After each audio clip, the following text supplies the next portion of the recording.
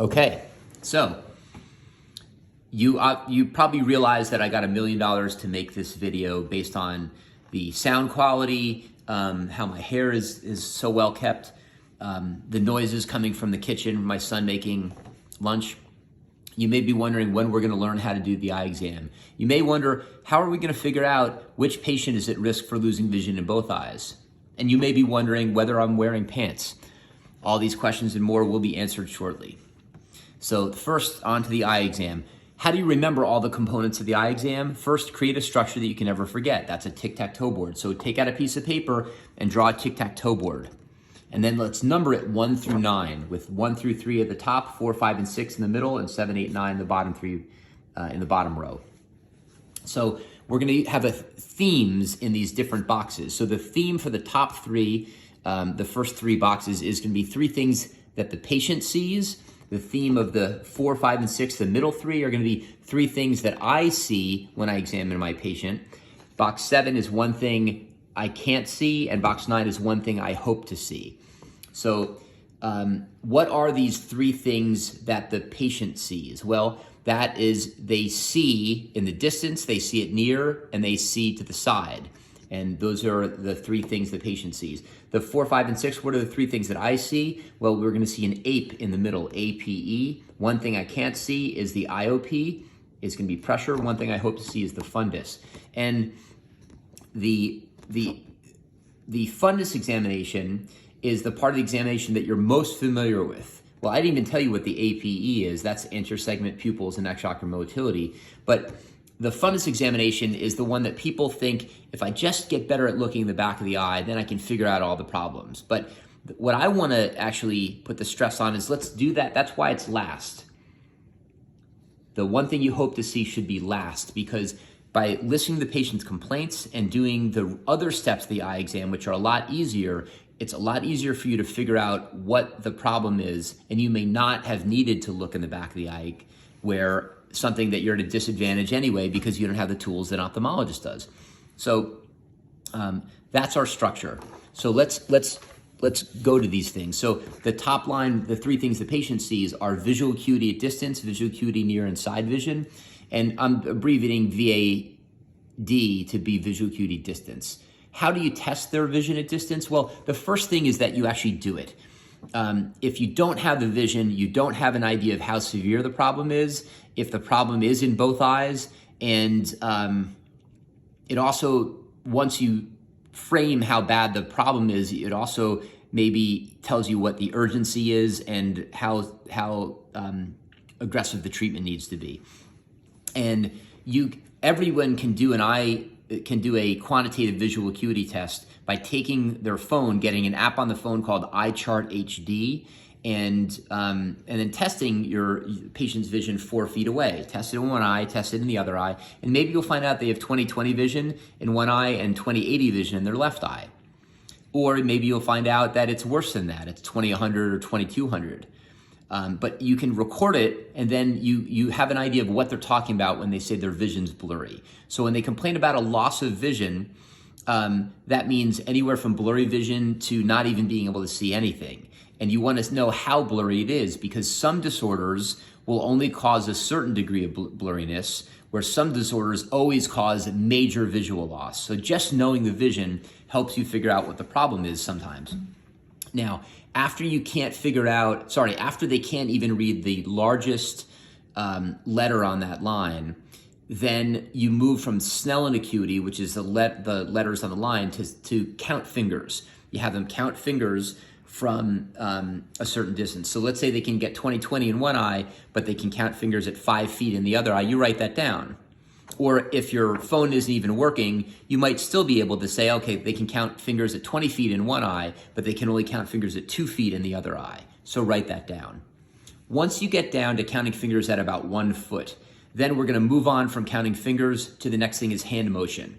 And I usually like to confirm that they're doing it correctly by having them tell you exactly when they can see the hand moving, when it changes from side to side, up and down, like now. Tell me when it goes side to side. Now. Tell me when it stops moving. Now. And that will make you convinced that they can see hand motion appropriately. similarly, if we move on from count fingers to hand motion, the next thing is light perception or no light perception. So if they can't see the hand moving, you might say, can you see the light when I shine in your eyes? And yes or no. If they can't see it, it's no light perception. If they can see it, be consistent. Make sure that they consistently can see it by closing one eye and testing their other eye and saying, do you see it now? Yes. Tell me when it goes away? Now. Or maybe even close the eye, just shine the bright light through their eyelid. Tell me when it goes in there? Now. Tell me when it goes away? Now.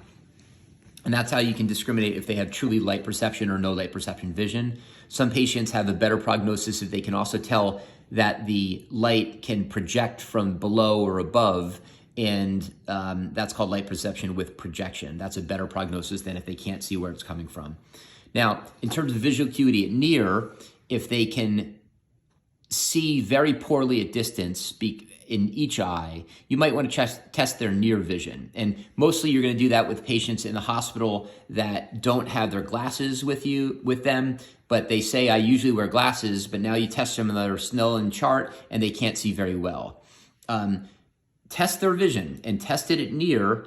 You can do count fingers and see if they can count fingers at 10 feet away. That would be one way to do it. Another way is test their near vision if they don't have their glasses, and take the iChart HD test, which is supposed to be a distance chart, and now bring it really close. If they're old and you bring it really close and they can read it, it means they're nearsighted. So if they're nearsighted and they see beautifully in both eyes at near, then they don't have a distance vision problem. And so you know that that's not part of the problem that they're having with their eyes. On the other hand, if they don't have their glasses and they have bad distance vision in both eyes, and you bring it near and they can see really well at one eye and not in the other, you can ask them, do you normally see well in both eyes at near without your glasses? And usually they would. So if there's a problem at distance but not at near, then that's a refractive problem. They're just old. They need reading glasses. If they're problem at near but not at distance, that's when they're old, is they're a problem at near, not at distance. The other way around would be a problem at distance, but not at near. That's they're nearsighted and they don't have their glasses.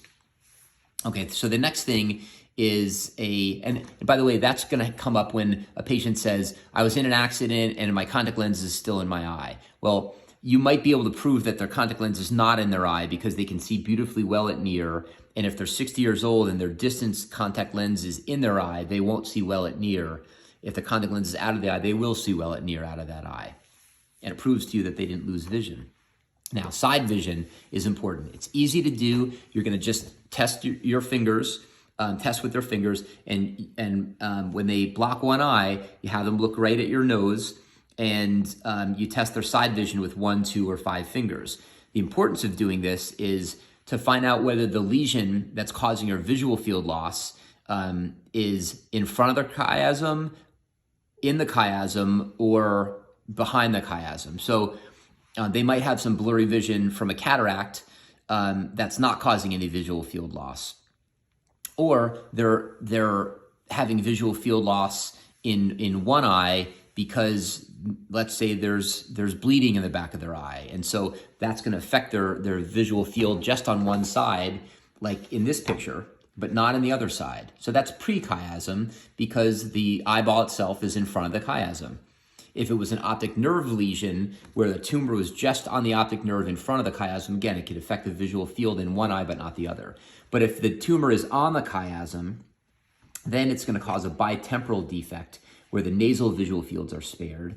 And if it is behind the chiasm, like a stroke or a tumor, it could cause a visual field in just one side. So it's important to do those things, those visual field tests, because it's easy, quick, and it gives you an incredible amount of information that you may be able to get without looking in the back of their eye. All right, I want to make sure this is still recording. It still is.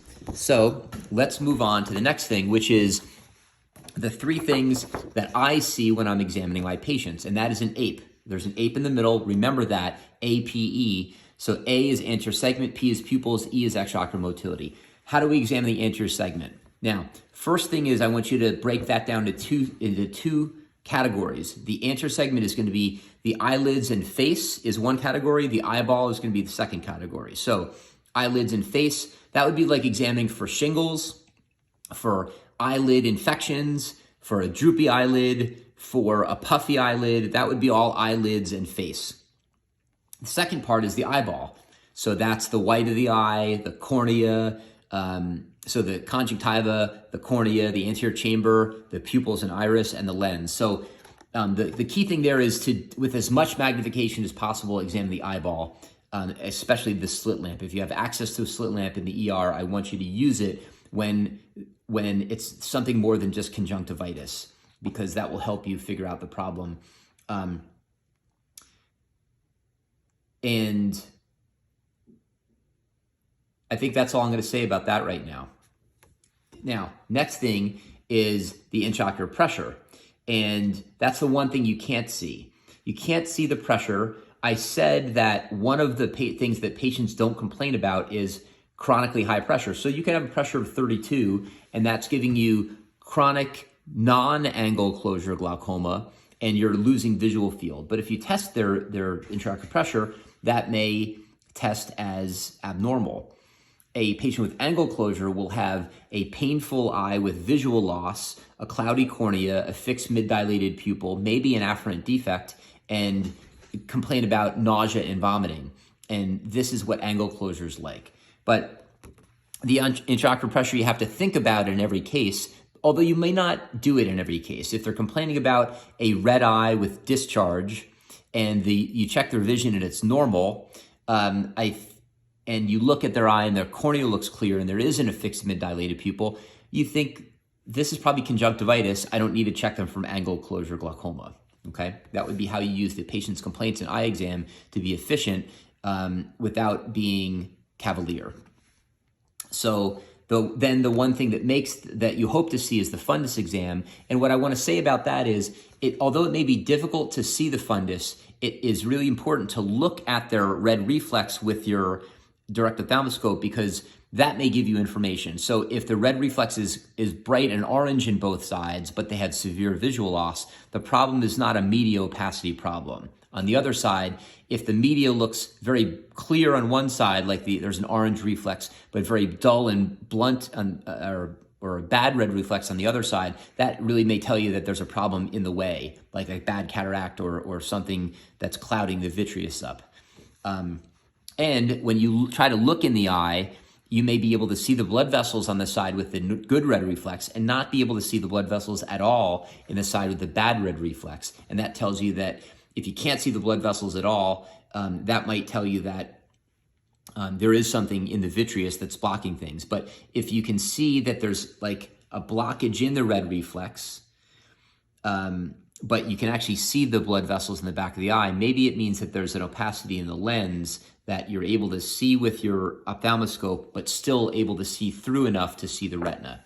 So that is the eye exam itself. And then let's go to finally our patients, okay?